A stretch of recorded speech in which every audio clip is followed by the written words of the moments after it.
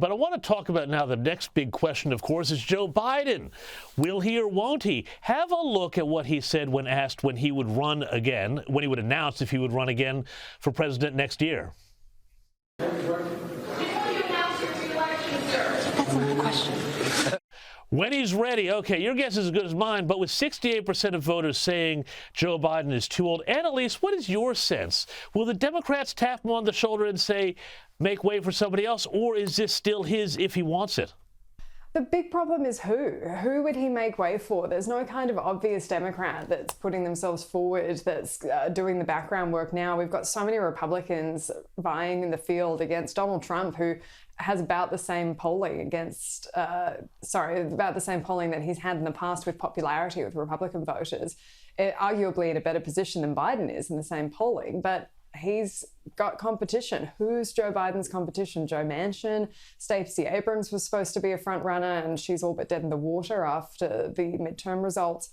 So I do think he's probably going to run again, and it's going to be to stop Kamala Harris, who's right now the heir presumptive, but polling very poorly. She would be a very tough challenge for Democrats to get across the line. Indeed, and there's not a lot of love, though, for Joe Biden in some quarters, because I'm glad you mentioned Joe Manchin. Have a look at what he said here. If he were to run again, would you support him? Well, let's just see who's all in the game. I'm not going to say I'm going to support or not support somebody. I want to see and find the best pathway for America.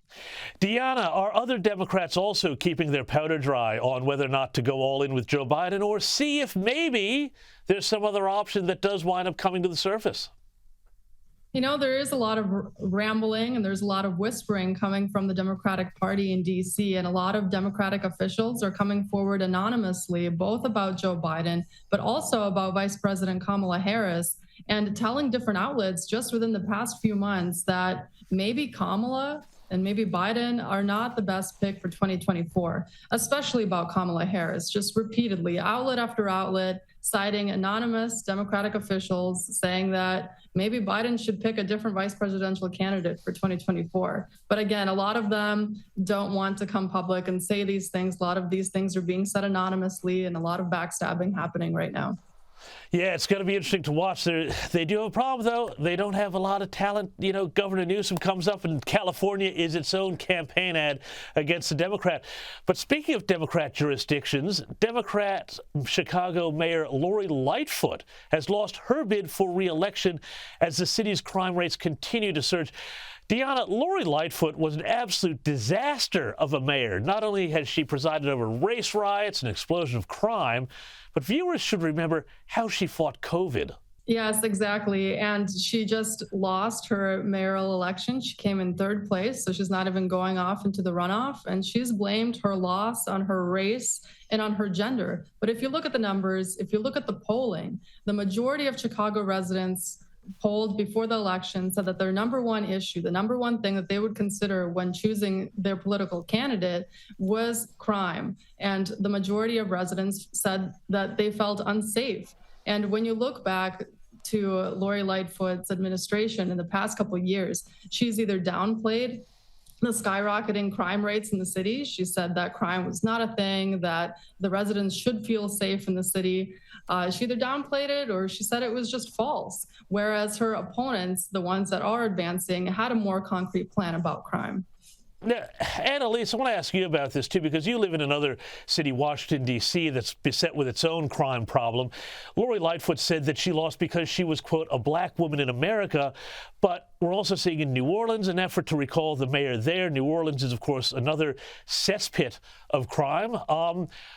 Is the sort of the model of running these cities absolutely into the ground by Democrats, is there starting to be some shift and pushback by residents who say, we don't care what party you are, we don't care what color you are, but we are sick of the violence, the crime, and the mayhem?